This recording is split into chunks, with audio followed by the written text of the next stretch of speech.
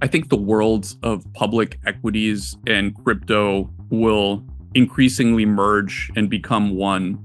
And I think when a lot of people hear crypto, they're thinking about meme coins or maybe Bitcoin, and it seems like this is not a very serious thing. But if you're thinking about what's happening, the time from getting an idea to listing an asset on a blockchain has effectively gone to zero, right? And juxtapose that with what we were talking about earlier, how difficult it is to take a company public. My view of crypto is it's sort of the next step in how financial infrastructure evolves. You'll see traditional financial services on crypto rails. They'll be easier to use, better, more interoperable. And I think the US will have to adopt it. The efficiency gains are just going to be too high to ignore.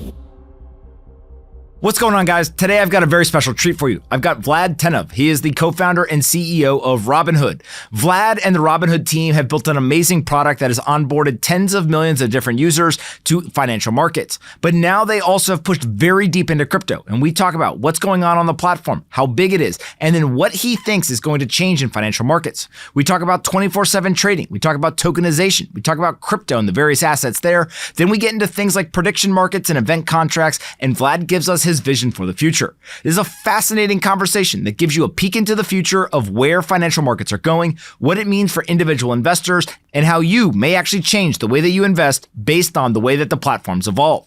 Here is my latest conversation with Vlad Tenev. All right, Vlad, I thought a great place to start the conversation is every time I talk to a public hedge fund manager, they all tell me the same thing, which is that the younger generation doesn't like public markets. They don't like public stocks. They keep going into venture capital. They want to start companies. They want to invest in these startups. And so the public markets have become less popular. We went from 8,000 publicly traded companies down to 4,000. And it seems like an entire generation is kind of leaving behind public markets.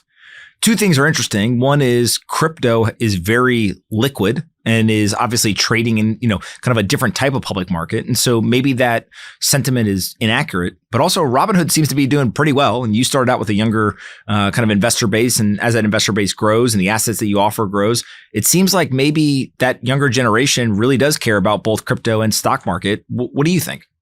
I think that public markets are still interesting to people.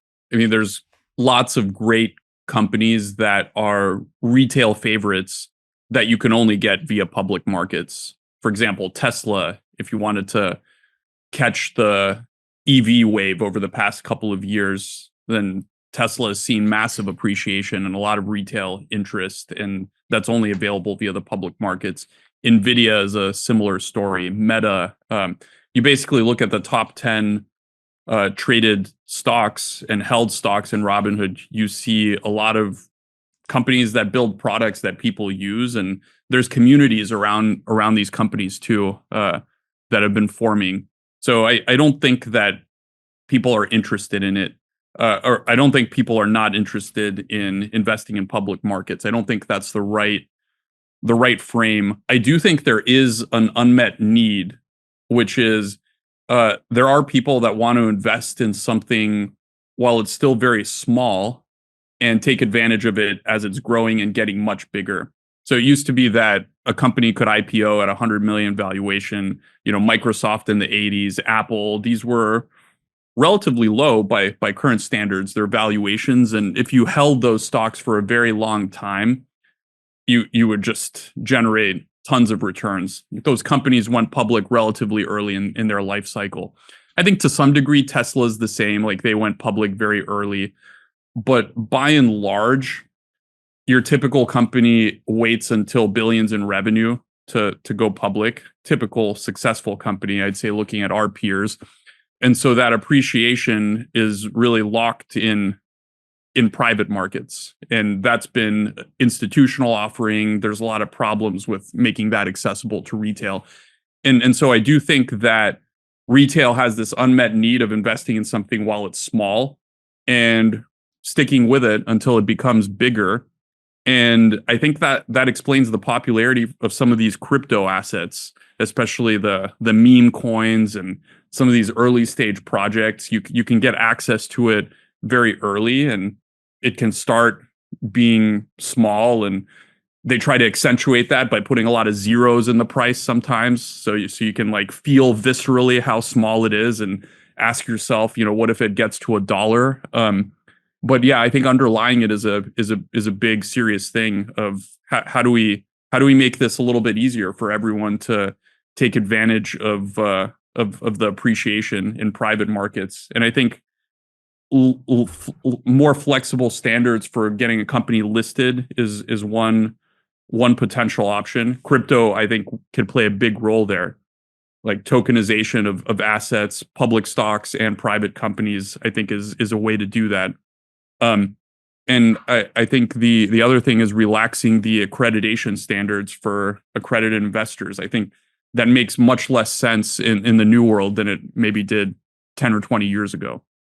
Another thing that public market investors probably talk about when they critique the either younger investors, kind of the high flying stock investors, or the crypto investors is, oh, these guys don't know anything about valuation. They're just simply buying a narrative. It's kind of, the meme is dominating it and they'll learn. They haven't been through market cycles before. I personally think that the older generation or more experienced generation is just as susceptible to narratives. I always joke that like Berkshire Hathaway is the like boomer meme, and it seems to be going pretty well for them.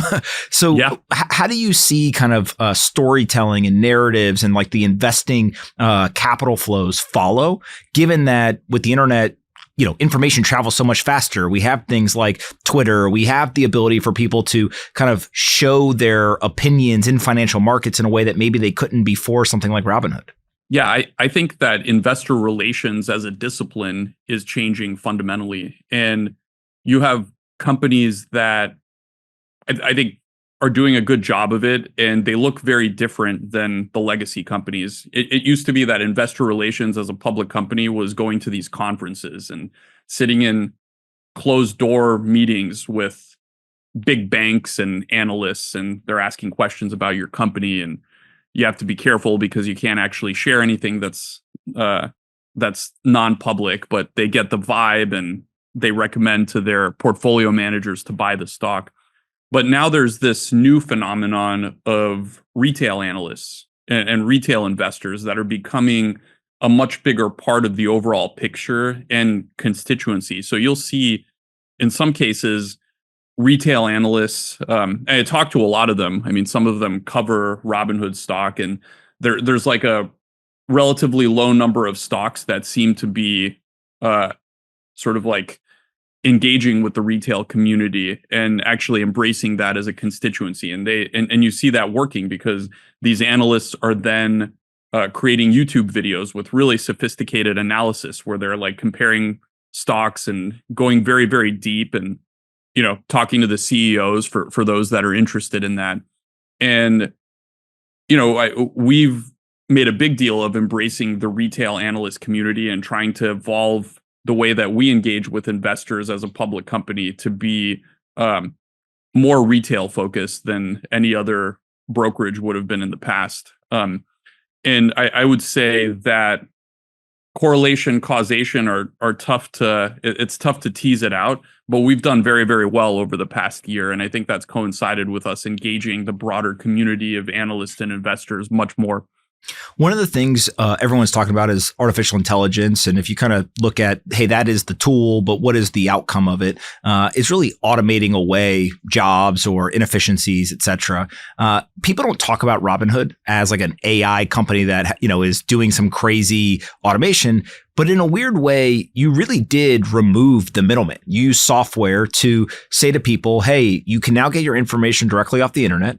You can be a self-directed investor. You can come directly to our platform and you can invest into the assets that you want to invest. You no longer need to call up a stockbroker or, kind of go through those traditional channels. And I found this quote that you said, speaking about back in Bulgaria, you said, I remember always thinking about finances, being aware of them and recognizing that if you were in control of your finances, that's a superpower. And so this whole idea of like being able to control the flow of where your money goes without having to call someone and have them talk you out of it seems to be this like automating away of a middleman that's obviously created a lot of value for Robinhood. How do you see that evolving over time? Is it just you build a deeper and deeper relationship with these users and continue to kind of empower them to act, unilaterally or by themselves?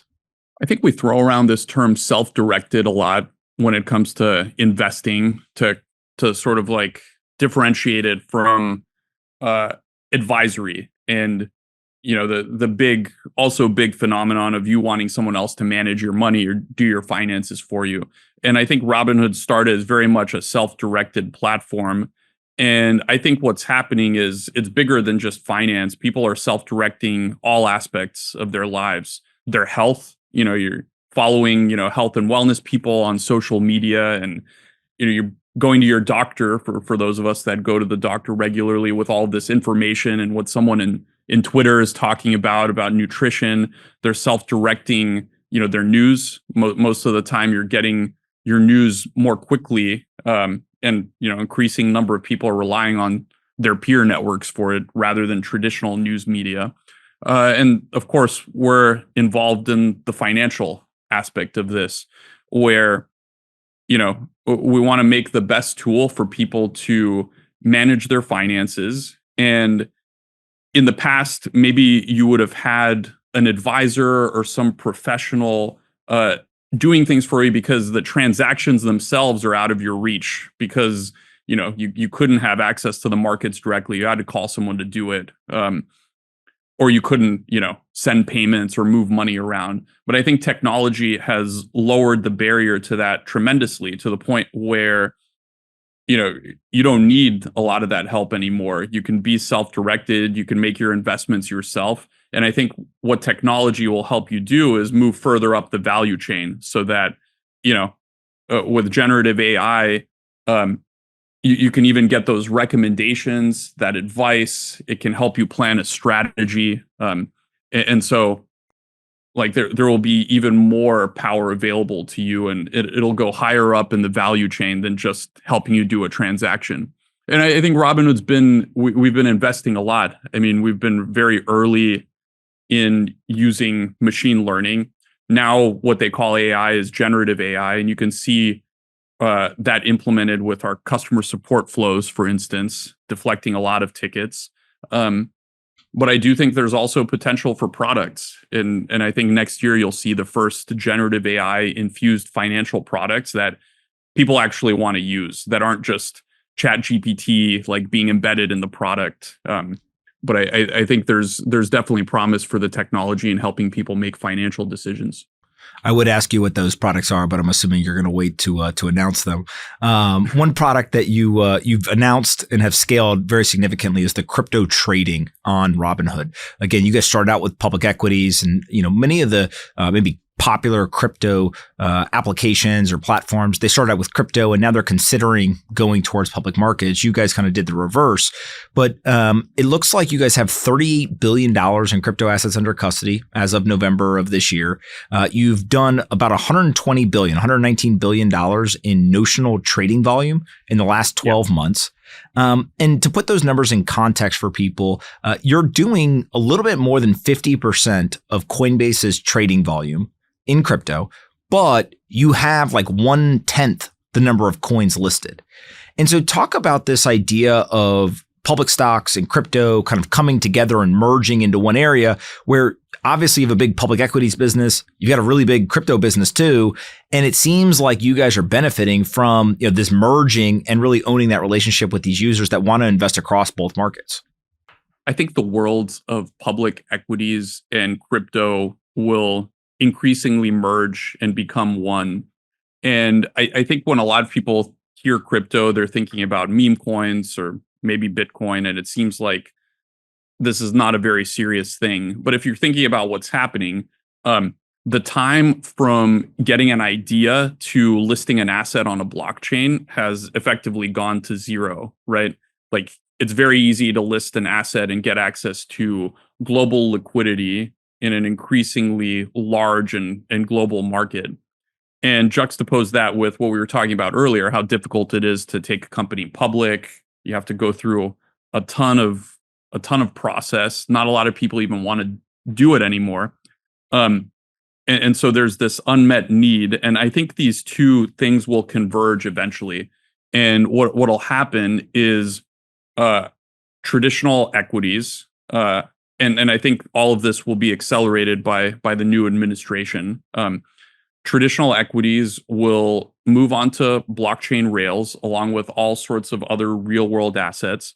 You'll see private companies going on blockchain rails as well. Once you have public companies, then you'll have to think through what does it mean to actually go public and list on a blockchain as opposed to on a traditional stock exchange. So I think we'll have to figure that out, and then that opens up private markets as well. And what you gain is interoperability. So I don't know if you've tried to move stocks from a legacy discount broker to Robinhood. A lot of people do it, and it's very, very painful. And by the way, the big brokerage houses don't want to make it easy. Of course, they want to keep those assets there, so they'll put all sorts of non-technical barriers in the way too.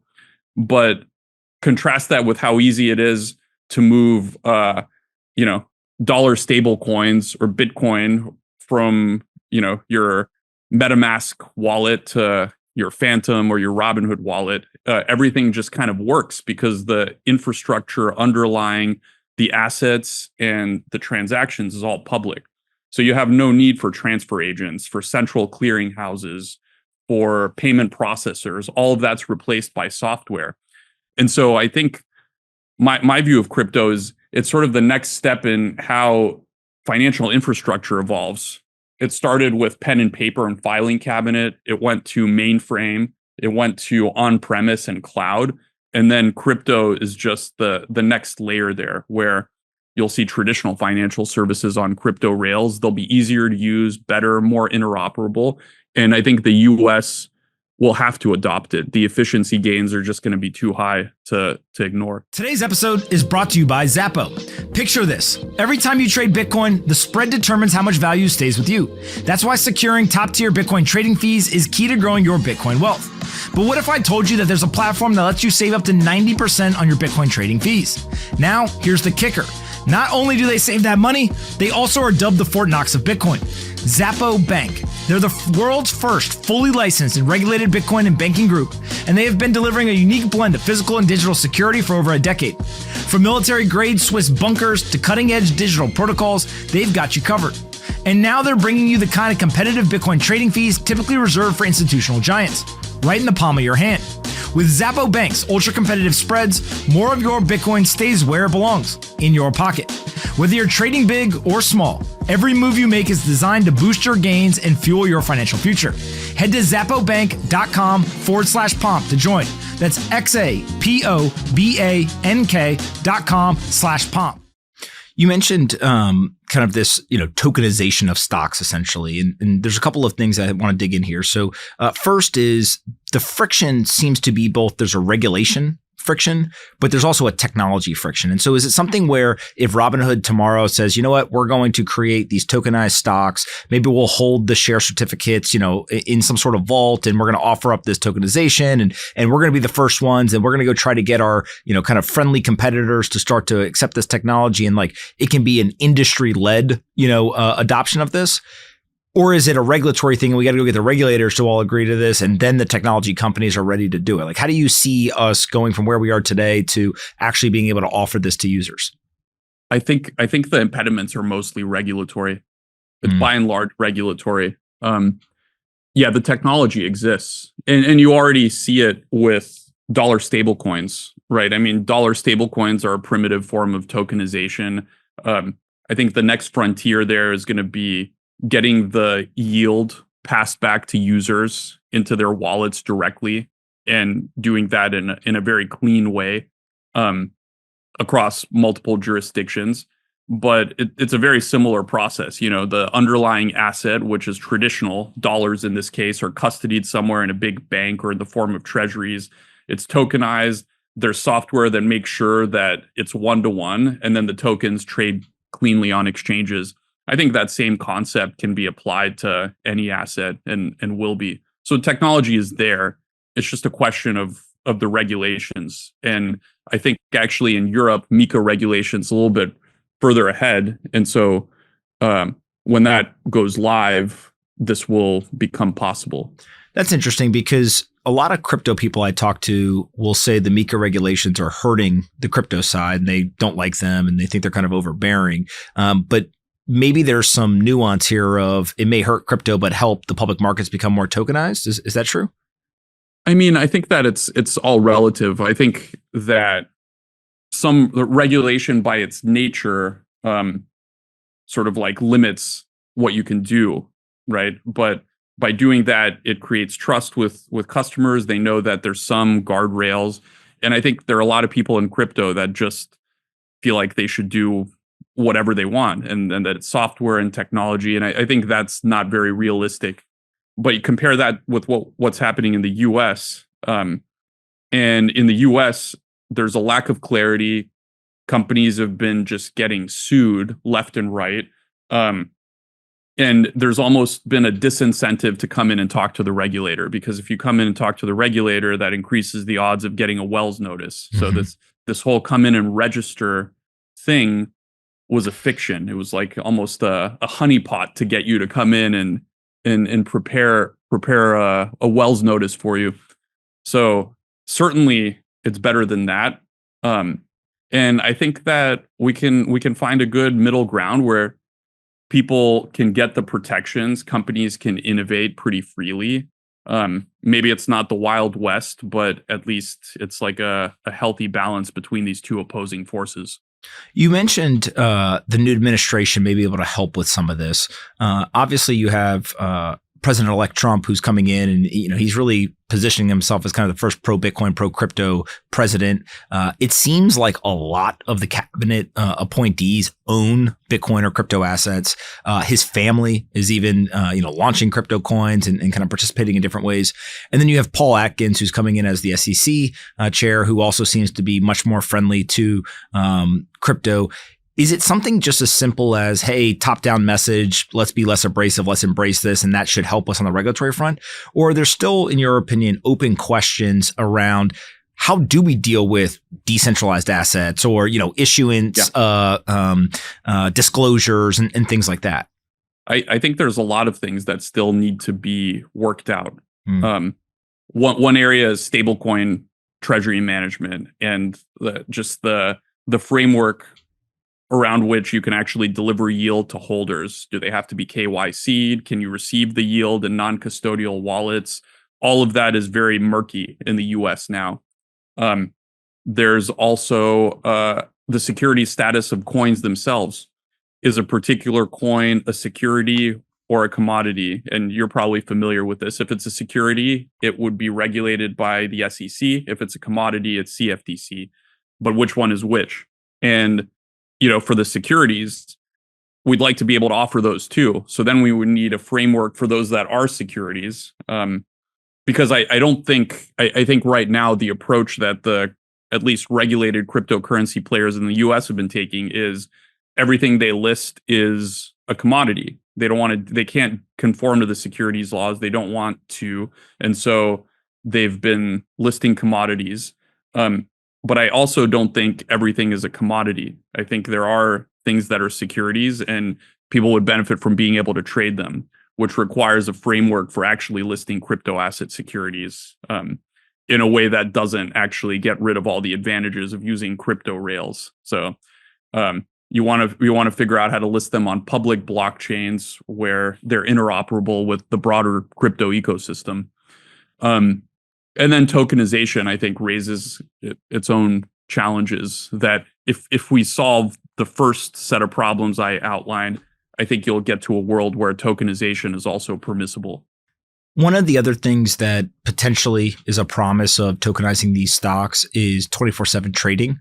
And it's a little weird because it feels like the public market is moving towards that 24/7. We used to have kind of traditional hours of operations. Now there's the like overnight trading, which isn't still 24/7. It's kind of sort of open to some people. Yes. And it feels like we're kind of like inching there. But tokenization, where there is not only the ability to kind of move assets between these different venues, but also trade at all hours of the day, seems like it would be a pretty big accessibility, increase, and also probably would be a much more global approach to allowing people to access financial markets. What are you guys seeing there? Well, we basically popularized that offering with 24-hour market. So we offer more than 1,000 stocks 24/5. To your point, not 24/7. And I think that galvanized the broader ecosystem to try to figure out how they can offer it. Now you've got exchanges saying that they're looking at how to extend the trading hours to 24/5. But it's been hard, and we had to build a lot of technology to stitch together these market centers and seamlessly kind of move a customer's orders from core market trading at one exchange to after hours to overnight. So it's a lot of heavy engineering work to stitch this together in a way that is not a terrible user experience for the end user. And it's still not 24/7 because the mainframes at central clearing need to run on the weekends, and people have to do that. You need employees, and that's like a big hurdle, right? Compare that with the blockchain, which is just running on servers 24/7. You don't have to do any of that extra work, and it's a very nice user experience, particularly for customers internationally, where there's less overlap with US East Coast working hours. So that's big. And also fractionalization is big. We had to do a lot of work when we popularized fractional share trading to take whole shares of stocks, split them up into little pieces so that you can buy, $1 of Berkshire Hathaway A shares, which is kind of this magical experience that I don't think Buffett and Munger really appreciated. Then they have all these small shareholders crashing their annual conferences. But I think it was progress, definitely progress for the world. But yeah, with crypto, you can just take slices and fractionalize, and that's kind of built in. So it's not just efficiencies and costs, but real user experience improvements to end users. Another thing that has become very popular, you're a publicly traded company. You see other publicly traded companies buying Bitcoin and putting it on their balance sheet. Some people are doing it at grand scale, like the MicroStrategies, and they're buying, tens of billions of dollars, and it's kind of become like a Bitcoin treasury company. You have many other companies like a Tesla or Block, formerly known as Square. They bought some Bitcoin. They kind of left it there. They're not really Bitcoin companies. You guys are in the crypto business. Have you guys ever thought about adding Bitcoin, or has there been any conversation as to why you should, or maybe there's a good argument as to why you should not put Bitcoin on the balance sheet? Yeah, I mean, it comes up from time to time for sure. One of the reasons it comes up is because we just are getting more involved in crypto, and in some cases that would involve us holding different coins, and already we have to do the work of accounting for it, and it's essentially on the balance sheet anyway. So there's a real reason of if you have to transact in cryptos, you have to maintain some holdings of them, and they're kind of there by necessity. Then there's the other angle of sort of showing a sign of support that we're a crypto company, we're here, we buy into the technology and the promise of it being an inflation hedge. So it's kind of there as well. I think the reasons to not do it is, if you are a public market investor and you're thinking about Robinhood as a company, generally speaking, you're not it complicates the picture to think of it as a company, but also this quasi Bitcoin holding play. And I think Robinhood stock is already highly correlated with Bitcoin as such, without us even holding it on the treasury. So, yeah, I would say we wouldn't rule it out. We haven't done it thus far. But those are kind of the considerations that we have, and to some degree, you could put any asset on your balance sheet. And we're not in the business of being an investment manager. So, I know some companies have done this. Airbnb, actually, I think if I remember, made a lot of money doing this with their CFO LT pre-IPO, just managing the cash on the balance sheet and investing it. But that always seemed like a departure from the core of the business, taking that approach. This is free advice, so you're going to get the quality of what you pay for. But I always thought it'd be hilarious if somebody bought a little Bitcoin and also put a Berkshire stock on their balance sheet and said, "Hey, we're gonna, we're gonna have one of the new world, one of the old world." But to your point, I don't know if public market investors would be thrilled if you guys were running a prop shop basically with the balance sheet. Yeah, I mean, I think that.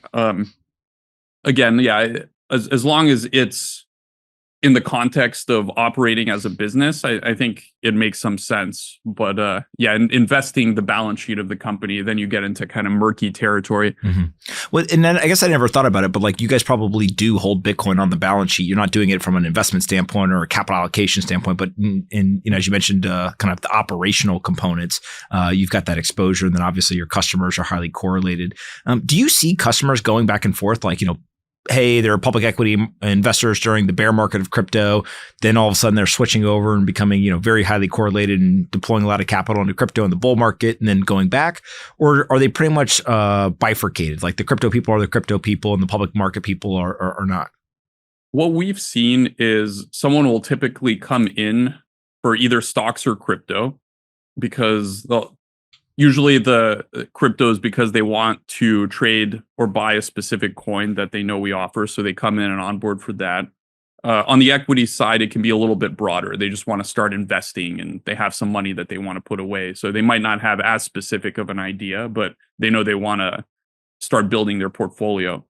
So they'll come in for one thing, then they adopt Robinhood Gold.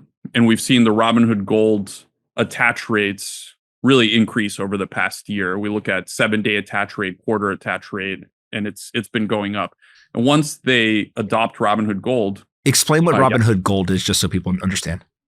Robinhood Gold is basically a premium subscription product. So it starts at $5 a month, although there's an annual plan that recently rolled out. We're actually running a promotion called Gold Monday. The first week of December, it started, and it gives people a discount on the annual plan. So it's been very successful. It gives people a really high interest rate on their cash, even when they're not investing it.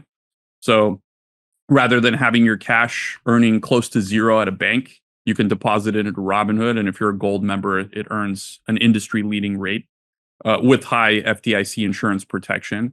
It gives you a 3% match on IRA contributions. So if you have a retirement account on Robinhood, we'll match you, even if you don't need an employer to match you. We'll do that.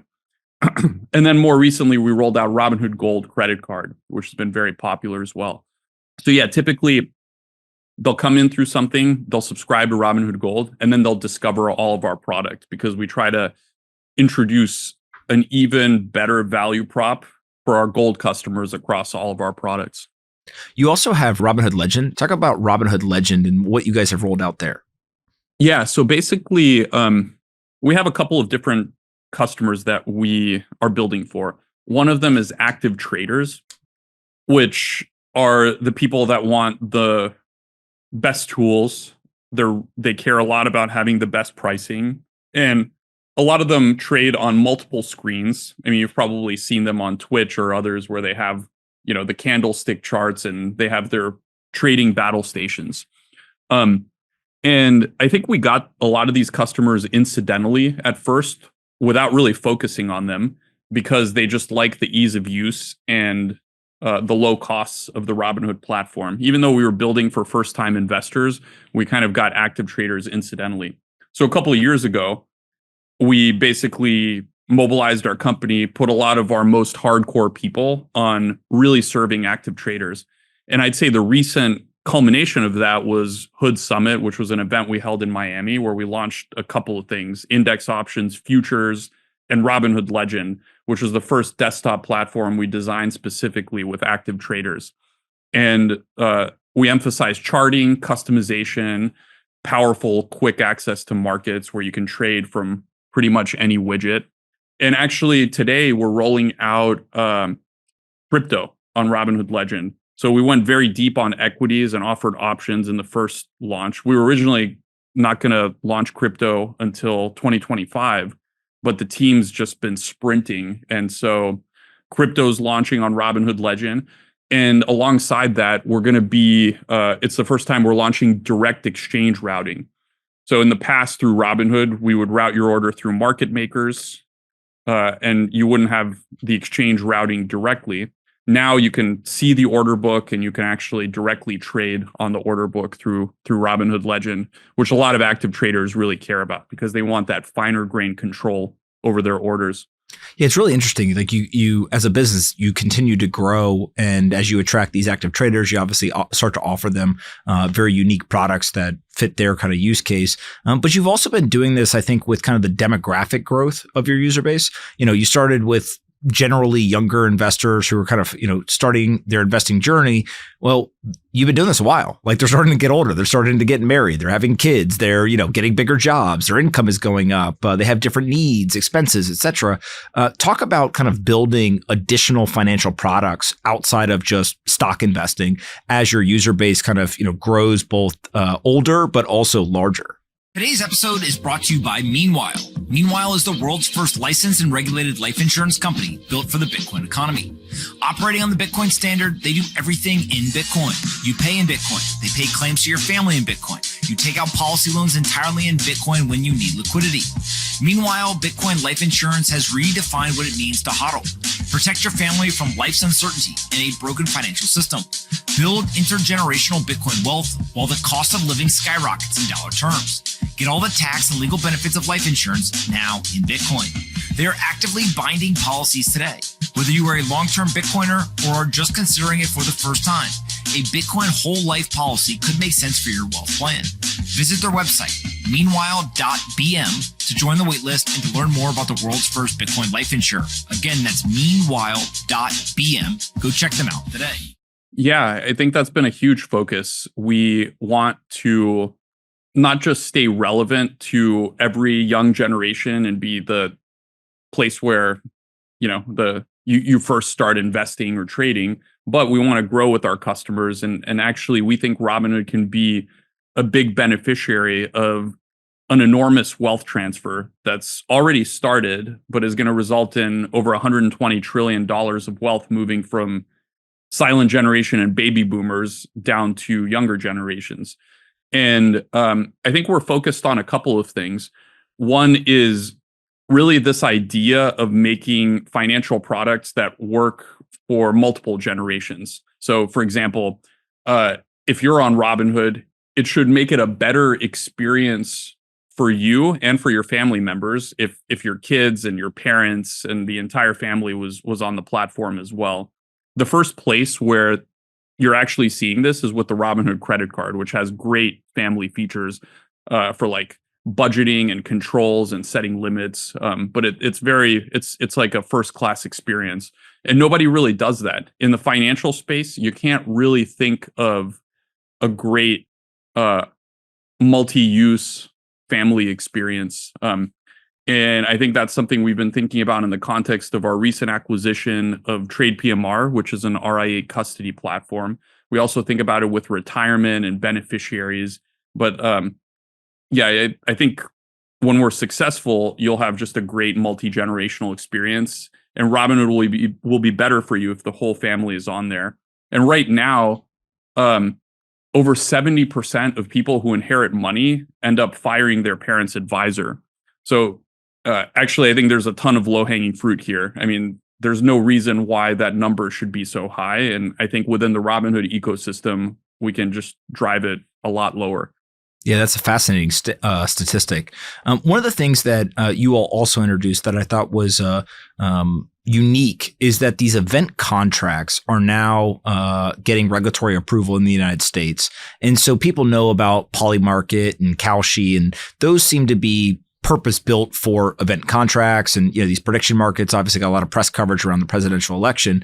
But Robinhood added a event contract for the presidential election. And I think to me, what I saw from that is like, okay, stocks to crypto, it makes sense. It's an evolution. Event contracts really opened my eyes to like, oh, Robinhood has the relationship with users and should be able to really open the aperture of different financial products that it offers to these individuals. And so talk me through kind of launching that and what the thought process was. And then will you guys do more event contracts in the future? Yes. Yeah. We heard loud and clear from customers that they love that product and it works really, really well within Robinhood. It did over 500 million contracts in less than a week. I mean, we launched it about a week ahead of the election. And by the way, the time span from getting the idea to launch it, which was the Kalshi CFTC case where the stay was lifted. So from the time we decided we want to get into the market and actually offer this to customers to when we shipped it was like 2.5 weeks. So the team was just sprinting hard and really executing in an insane way to make it happen. And I think what made it, you talked a little bit about the bridge, like stocks to cryptos is pretty clean, but where do event contracts come in? Well, these event contracts are CFTC regulated futures or swaps contracts. And so at the Hood Summit, we already announced futures trading of outright futures. And event contracts basically uses all of that regulatory infrastructure, a lot of the technical infrastructure, because underlying it, these are derivative swaps. And it's really, if you think about it, the elections affect people's portfolios. They affect the markets. You saw that on election night when crypto and a lot of US equities, particularly ones affected by changes in the regulatory climate, just had an immediate tick up when it became clear what the results of the election were. But these are imperfect proxies. And actually, for sophisticated people to hedge, these contracts serve a very valuable purpose. And we believe anything that a sophisticated person uses to hedge should be available to retail as well. So I'm very excited about the offering. I think we'll expand it.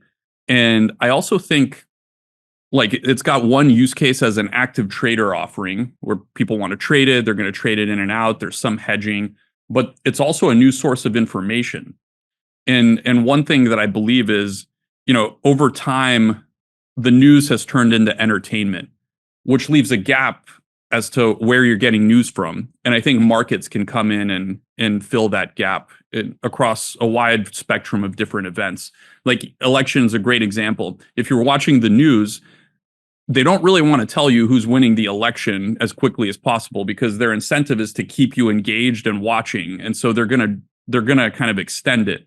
But if you were looking at the prediction markets, it became clear pretty early on. And so I think there's I think these products are the evolution of news. And if you just want immediate access to information, taking all of the inputs and all of the information that's out there and just giving you an answer to a yes or no question or a multiple choice question, I think prediction markets are great at that.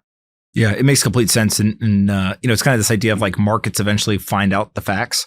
And there's a lot of ways to kind of twist information, whatever. But at the end of the day, people are putting skin in the game. Definitely is a unique data point. One of the things, and a lot of people say, like, a lot of people sort of like gravitate towards, are they right? Did they predict correctly? But I think that's almost beside the point because there's value in just distilling all the information and putting it together as a real-time view, even if the prediction ends up being ultimately wrong. At that time, it's the most accurate prediction it should be the most accurate prediction of the future event and how it shakes out. Yeah, well, there's like the binary outcome, but there's also kind of the real-time directional change in odds that also can feed you stuff, right? I laughed that people going into the most recent Fed cut, there's a lot of people who thought the Fed was going to cut and they thought that stocks would go up afterwards. The Fed did cut, but stocks go down. And so just because you get one data point correct doesn't mean you get kind of the full story correct. And so having as many of these data points is pretty important. Same thing with earnings. Company can beat revenue and EPS and the stock goes down. So sometimes you just want to trade the specific event that you want to trade and not some proxy for it. Correct. One of the things I really respect, I think, about you and Robinhood is that you guys have gone through tons of controversies over the years. Some of them have been external market-based things. Some of them have been things that, you guys have had more kind of control over. But it seems like every time that we do this, you personally, but also the company is much better. You guys have improved. You're kind of better suited for the public market. You've got a better business. Things are growing. You're serving more users, et cetera. As you look over the lifespan of Robinhood, like what do you think are some of the biggest lessons you've taken away having gone through, so many of those different controversies? And like, have you changed the way you run the business internally?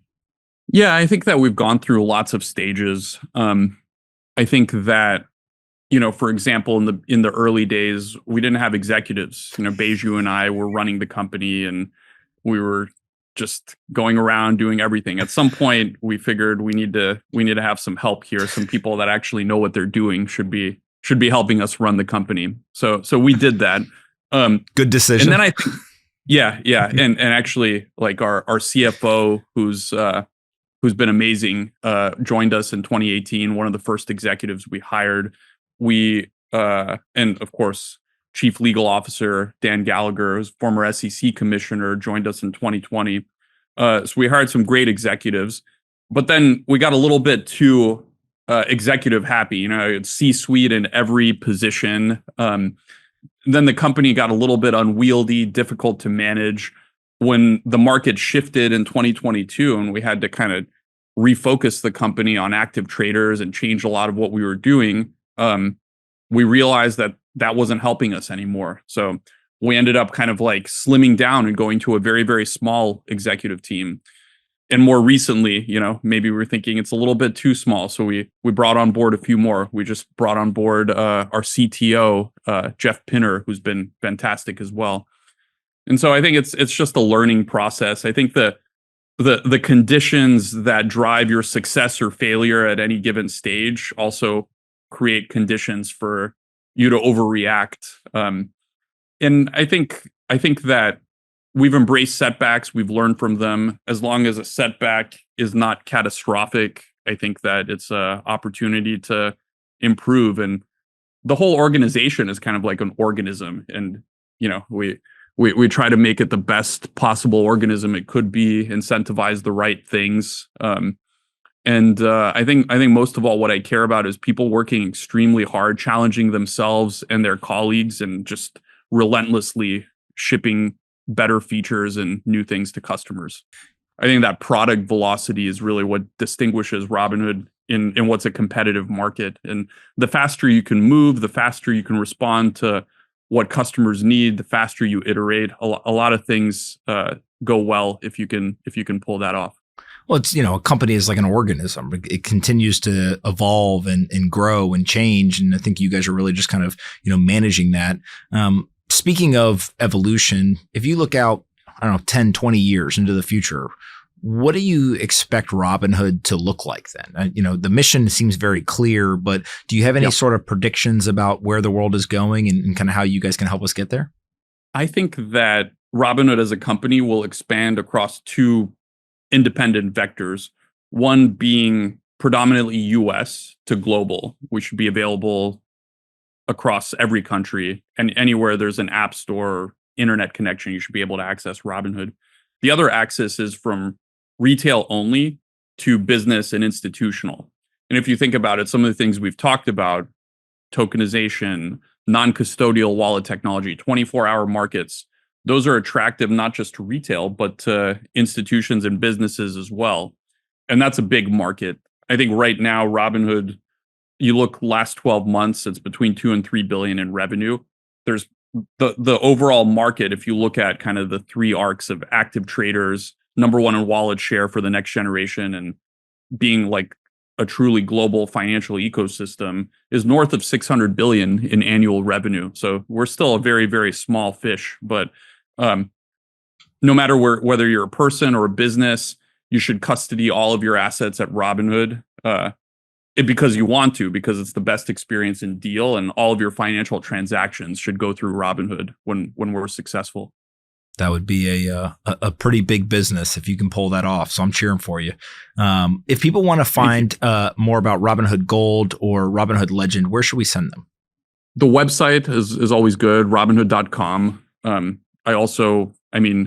X is always good. You can find me on there directly engaging with our customers and some other people too. So that's always fun.